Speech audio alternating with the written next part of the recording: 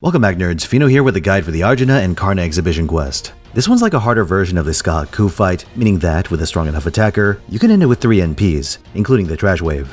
Arjuna's presence makes things a little complicated for sabers, so I opted for a Berserker instead, Raiko specifically to take advantage of her anti-attribute buff, but I'm sure you guys can think of a few strong Buster Zerks of your own. But for the sake of argument, let's say you're having trouble obtaining that simultaneous kill, then you'll have to actually contend with mechanics. Both have anti-divine damage, so you may want to keep those options on the bench. One of this fight's twists is that as you make headway against one, the other retaliates. So if you break Karna's bar, Arjuna gets full NP and increased insta-kill chance. Oh, but be aware that this seems to eat one of his actions, so Arjuna might not NP until the subsequent turn, as Karna eats up the other 2 actions. If you kill Karna, Arjuna drains your party's charge and nerfs their received battery effectiveness. That last part's pretty interesting, and if your servants are stuck on the field when it hits, they're dead in the water. To get around this, I'd recommend either running someone with strong crits in your front line, or keep a second attacker in your back line. Given how many AoEs are flying around in this fight, you can even sack your main attacker on purpose to let your finisher rotate in. But if you break Arjuna's bar at the same time or after Karna goes down, then Arjuna gets an attack buff with accelerated charge. On top of all this, he's always debuff immune and gets crit buffs when you hit him. So unless you need to spread damage for a simultaneous pop, better to have your Brave Chains hit Karna instead. Speaking of which, he's the tanky one. He starts off with crit defense. If you break Arjuna, he gets a full NP and gets even tankier. If you kill Arjuna, he gains accelerated charge and a damage amp. And if for whatever reason you break Karna after killing Arjuna, he still gets the other buffs. But on top of everything else, he hits harder and applies a repeating charge drain to your front line, making it very difficult to build up a noble phantasm. To make things even harder, Karna applies various debuffs on his attacks, and if he's the only one on the field, these can make an offensive push untenable. So if you can't manage a simultaneous kill, be sure that Karna goes down first. Arjuna is far less threatening when he's isolated, and his last man standing effects are way easier to play around than Karna's. You can even run a holdout Lancer in your last slot to make sure you have something to finish the fight. Your strategy for bar 1 is going to depend on whether you can brute force Karna's protection or not. If you can overwhelm the second layer of tankiness, then try to get a simultaneous pop on both their bars.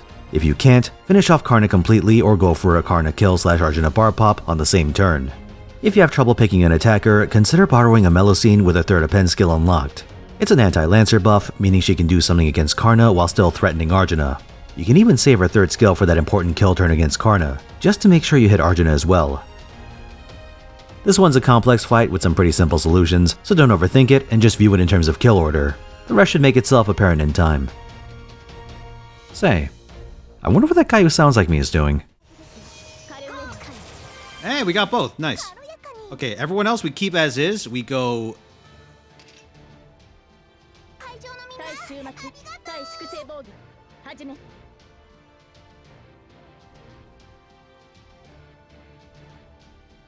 I think Nero should be able to break through Karna, so we should put damage onto Arjuna.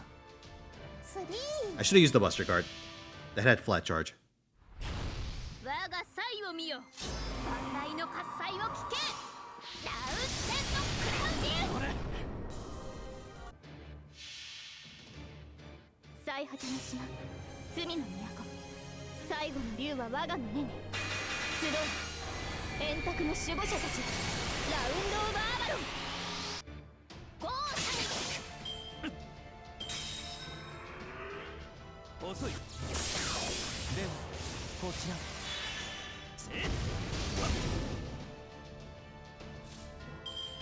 No, Oberon!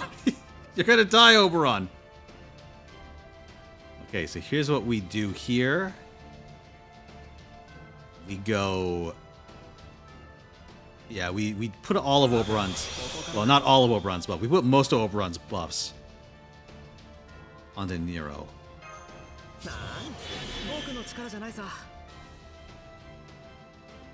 I don't think there's going to be value in keeping Nero alive after this point, so we should probably just, you know, do it anyway.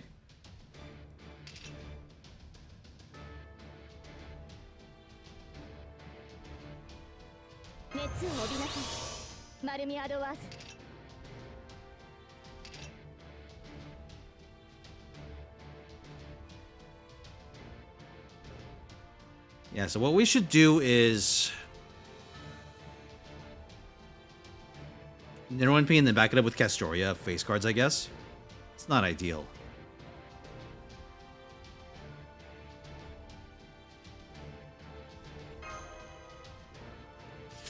I think what we do is we intentionally sack Nero so we can get a Resh in.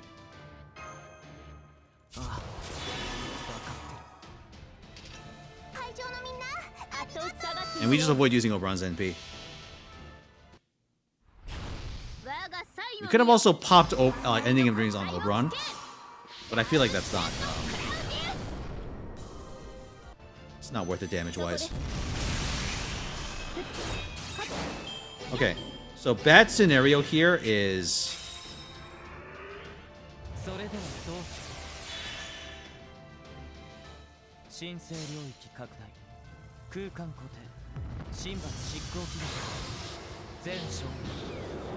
is Castoria gets insta-killed. Okay, good. It was only Oberon.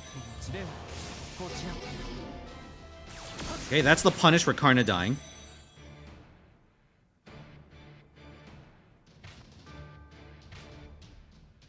Alright.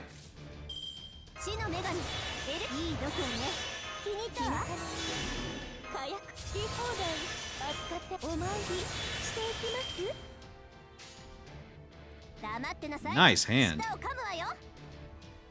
Alright, whatever. Let's just build stars. I'm not gonna count on my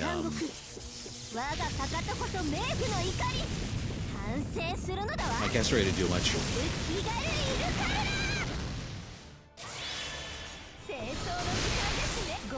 Hey, is this gonna do it? Oh my god! Hey! Dude, 5-turn clear on this? Not bad. I guess hypothetical fastest is 3. 2 above par? You know what? I'll take it.